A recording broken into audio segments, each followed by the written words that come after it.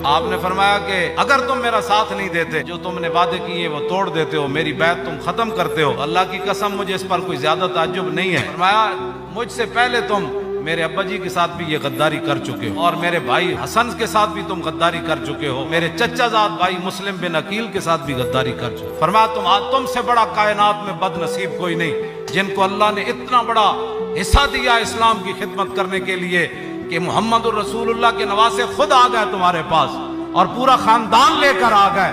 فرمایا تم سے بڑا کائنات میں بد نصیب کوئی نہیں، جو حصہ تمہارے حصے میں آنا تھا، جو خدمت آنی تھی، تم نے اس کو ضائع کر دیا۔